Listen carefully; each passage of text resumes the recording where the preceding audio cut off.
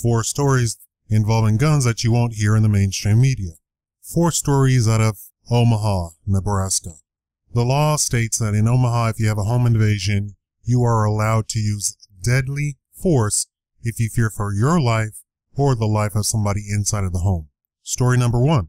A man shoots an intruder while his 4-year-old daughter is in the home.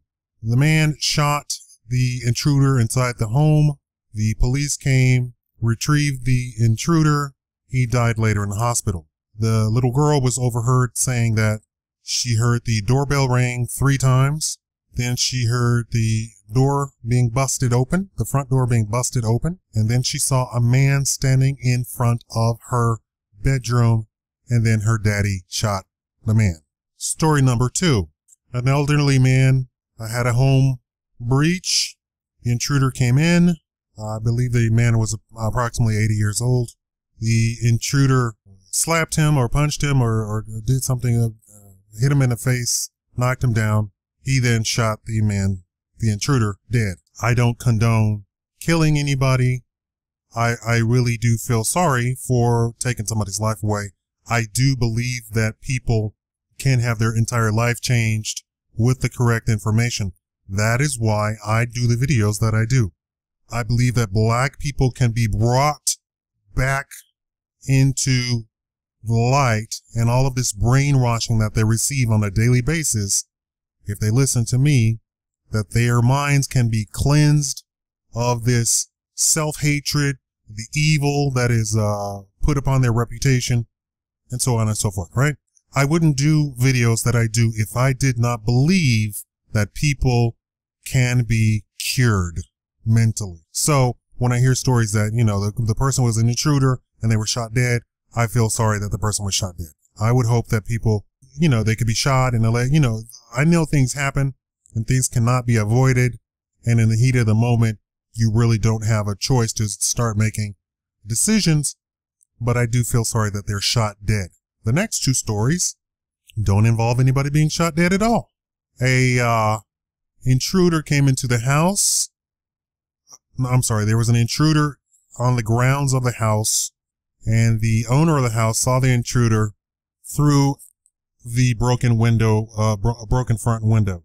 He shot the intruder, and it grazed the intruder in his torso. The intruder then proceeded to sit on the front porch and wait for the police to come, which they did, and they came and picked him up. I think that's a happy ending for everybody.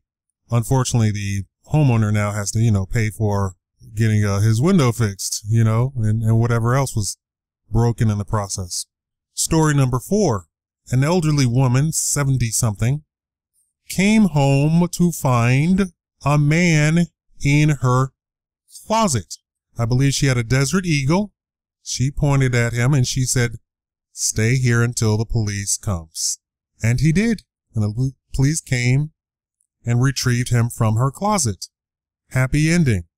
Nothing's broken. Nobody harmed. You know, he's going to go do whatever he's going to have to do to pay for breaking into her house. And happy ending. There is a case pending of, these are all, of course, gun stories that you don't hear in the news. There's a case pending of a couple that man and woman, broke into an elderly man's house, body slammed him on the ground. He retrieved his gun, shot at the man. They both ran out, and he then chased them, and I believe shot and killed the man. The woman, of course, ran away. They are trying to determine still if they're going to charge him with anything, but criminals are not nice people. You can shoot at them. They run away.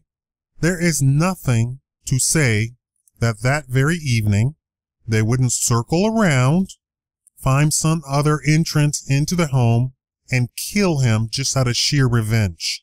Of course, the law sort of implies that you cannot go chasing after an intruder once he's left your property. But his property, his house is separated by an alleyway, and that's where he shot the guy, in the alleyway, which technically I believe is still his property, right? But they say that even the sheriff, what is it, Joe Johnson, said, don't go chasing people down the street.